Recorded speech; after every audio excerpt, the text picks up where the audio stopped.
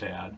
But I knew that I was the last guy to work on the building. So some years later, 5, 6 years later, I was driving by on the freeway around 8 o'clock at night. I picked a friend up at the Oakland airport, and I looked over, and this building had been abandoned for 6 years, 5 years. It had been stripped out. Junkies had been in here tearing out the wiring. It was trashed, and I knew that from having snuck in here a couple times, like in the early, stages of its decay. And then I hadn't been in here in many years. So I look over, and the neon clocks are on. Two of the clock faces are on, and that's impossible. Okay, I mean, I was the last guy to touch them. I know exactly what it takes to get an old sign like that that's been turned off for 5 years going. You have to have, you can't just go turn it on. I mean, half of it's not going to work. So I knew that some sign guy was in here, and for some reason the building, and I had heard, and it had been in the papers, and you find this in your research, that they were planning to implode this building. They were going to knock it down. Really? They were going to get rid of it. It was going to go away. And so this is where we get into the modern history of the building, which I'm very conversant with. So I peel off of the freeway, tell my friend, hey, I got to go look at this. Pull up right in front on 13th Street. And in the main lobby on 409 13th, the plywood had been pulled off of the lobby doorway, and the glass windows were all broken out. And there were a bunch of, and this was 8 o'clock at night, it's dark out, right? There's a bunch of suits in the lobby. Complete coincidence that we hit them at the time they were there, like a miracle. Actually, it was a miracle. And I'm like a kid who just got, a bag of candy. I'm like, hey, what are you guys doing in there? What's going on? Hey, the signs are out. How come? What's going on with the sign? I used to work on those signs. I was the last guy to work on those signs. What's going on? And they're like, whoa, And so there's a woman in the crowd, maybe about 6, 7 people, and that was Judy Roman. And I got her to give me her card, and she was the build-out construction manager for John Protopappas, who had just bought the building about 2 months before. Now this is where we get into that. John Protopappas rescued this building from destruction. Okay, he at the time was a kind of a small-scale live work builder.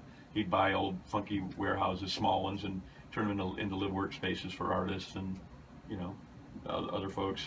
And he made what I understand to be a very huge gamble for him at the time, because he was not he wasn't a big player at that time. He bought this building, which included the tower, the 6-story, lower section we talked about, and the printing plant, which is on the other side of the block. So he bought a third of the block for different rumors from I've heard from anywhere from $350,000 to $600,000, and more likely closer to the $350,000. He bought the whole third of a fucking block for that.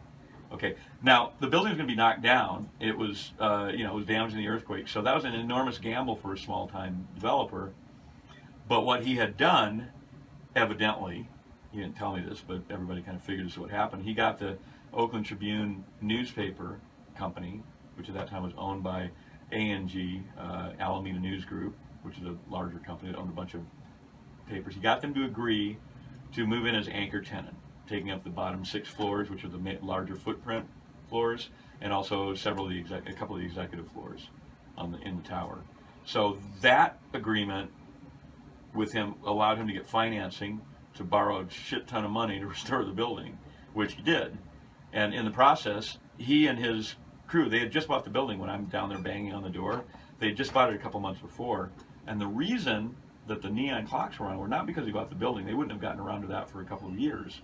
The reason the clocks were on, and this is one of these funny little quirks of history that I find so amusing, is because right after they bought the building, they were contacted, coincidentally, by a Hollywood production company who was making a Clint Eastwood movie called Blood Work, okay, which is kind of a so-so movie, not one of Clint's best.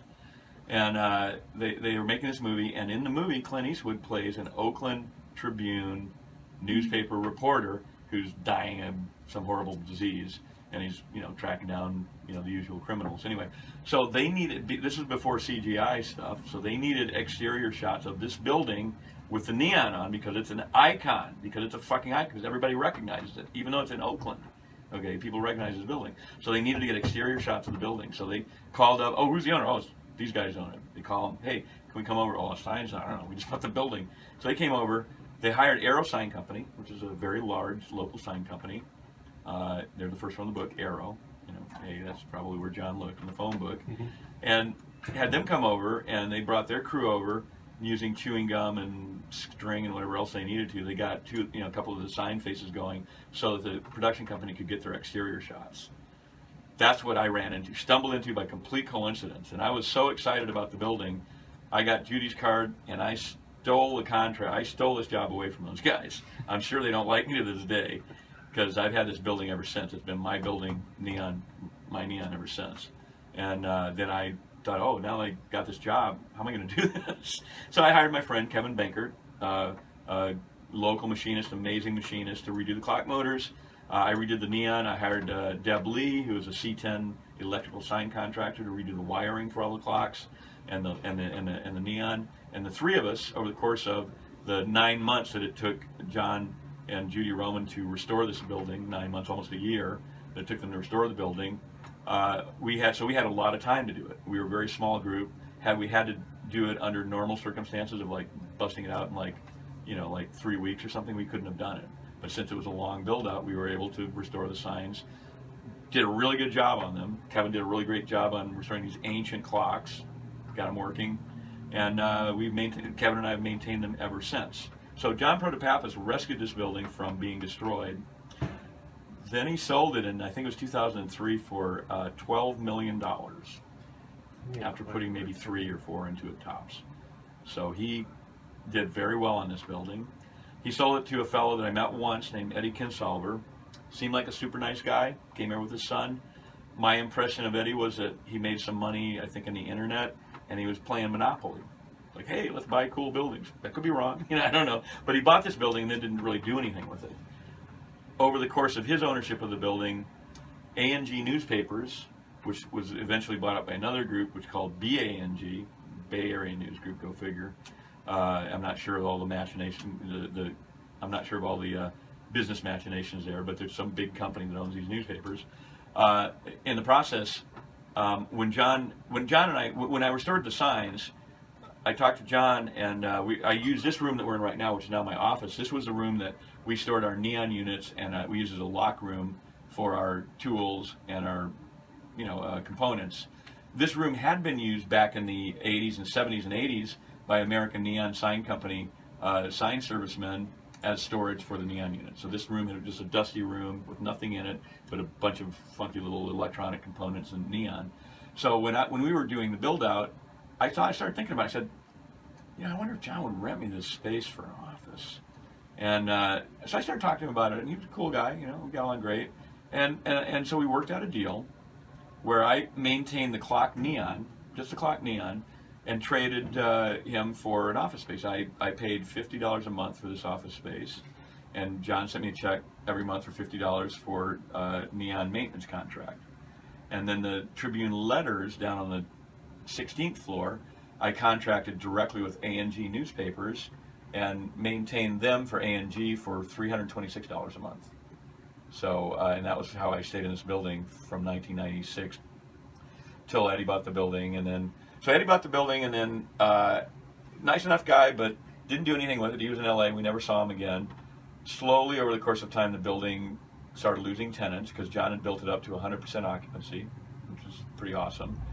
Including the A&G newspapers, the Oakland Tribune newspaper. Oakland Tribune, A&G moved out in like around 2009. I forget the exact date, 2008 or 9 maybe. And they were such a big company. They had 3 years remaining on their lease for 6, 7, 8 floors of office space. They paid for 3 years to be in this building when they weren't here, which to me is a great and wonderful illustration of the complete insanity of certain aspects of capitalism, of like rampant, stupid capitalism, as opposed to like local, smaller, friendly neighborhood capitalism, which I totally support. It's just like, why? How stupid is that? They gave up this iconic building, which everyone recognizes, as an iconic building, as an incredible symbol of the power of the press and this whole symbolic value that this building had. And yeah, it's an older building, it's harder to maintain, it probably costs a little bit to maintain it, but they paid for 3 years for the fucking building and they weren't even in it. So anyway, I think they're stupid. But so they moved out, that knocked out half of the rental space, a bunch of other people moved out. Tom Henderson and his crew moved in and bought the building about 2.5 years ago. Different report. I think it was around $8 million. I'm not sure. You could check, but they paid a fair price for it, fair market price for it. Actually, I think Eddie. I think they paid it. They might have, and this I'm not sure about. I actually never bothered to research, but they might have paid it to the bankruptcy court. I'm not sure if Eddie was able to hang on to the building or not. I'd actually like to know. So if you find out, let me know. But I think that he might have lost the building, and then that's what Tom ended up paying. Tom and his crew moved in, and those guys are completely awesome. Tom Henderson grew up in Oakland. His father was a local CPA, certified public accountant. Tom went to UC. He's quite rabid about it. He's got a UC flag out there and likes to denigrate Stanford, good-naturedly. Okay,